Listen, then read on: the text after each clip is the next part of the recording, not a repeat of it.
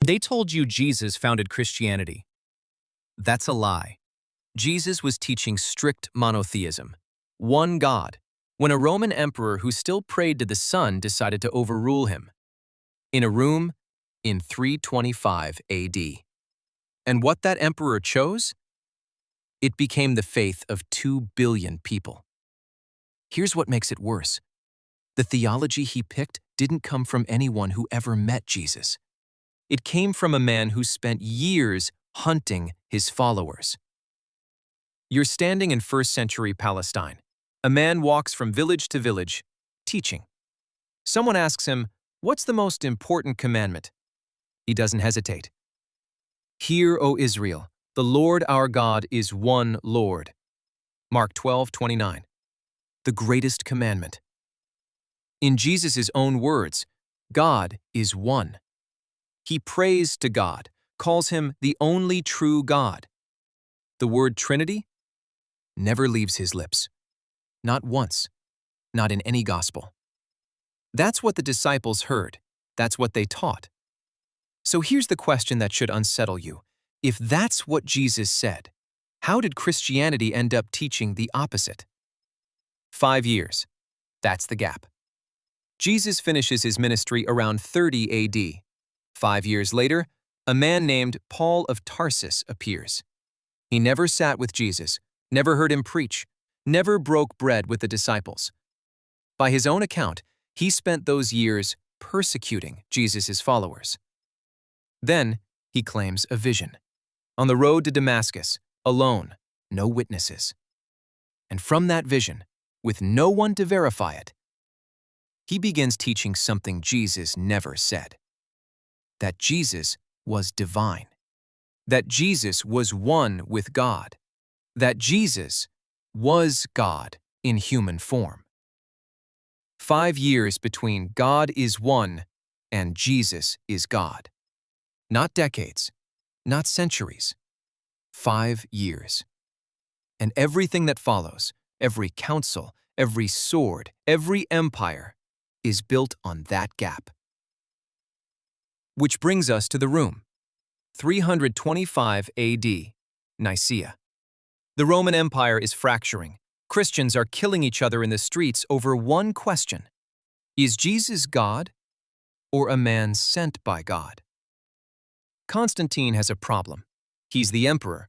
He needs unity. A fractured religion means a fractured empire. So he calls 300 bishops into a palace and tells them, "You're not leaving until there's one answer." Now here's what you've been told happened next. The holiest men debated.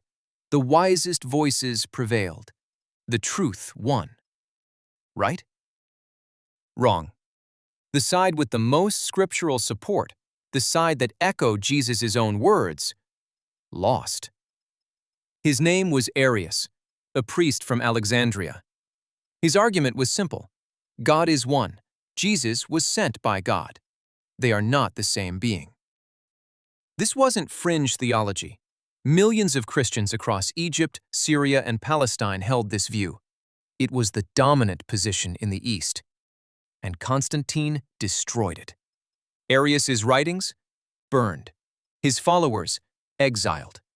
Owning his texts became a crime punishable by death. The man whose theology matched Jesus' own recorded words, erased. So who won?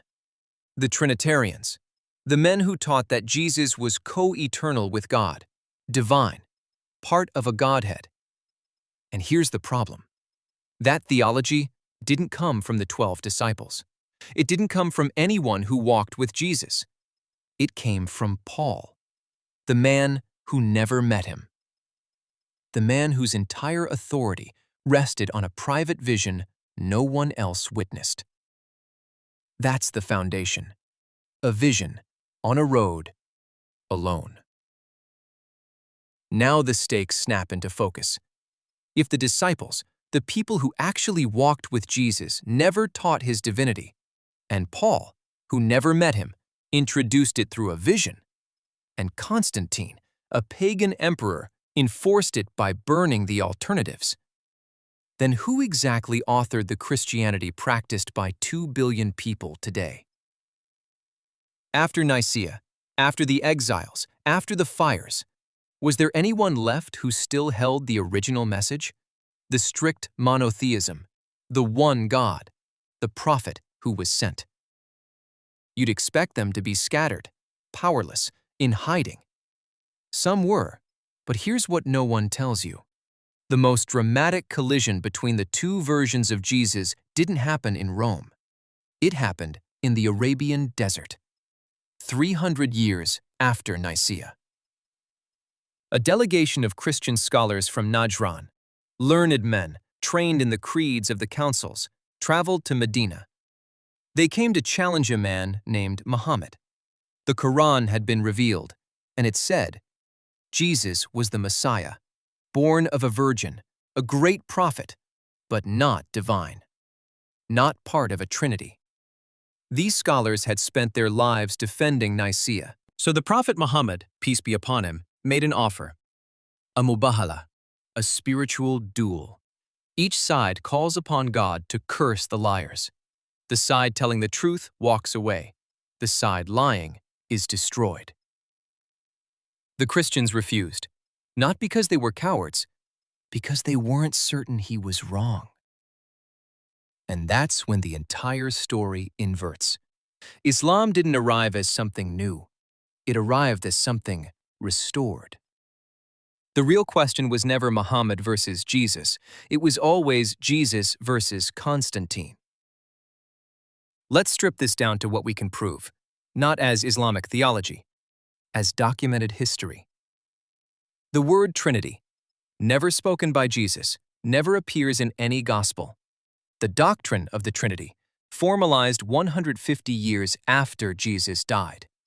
Nicaea, called by a Roman emperor who still worshipped the sun god, for political unity, not theological truth.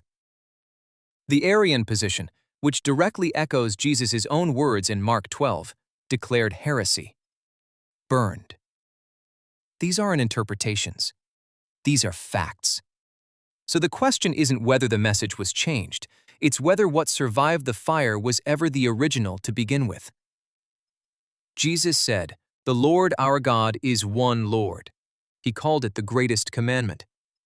300 years later, a council voted against it. And today, 2 billion people follow what that council decided.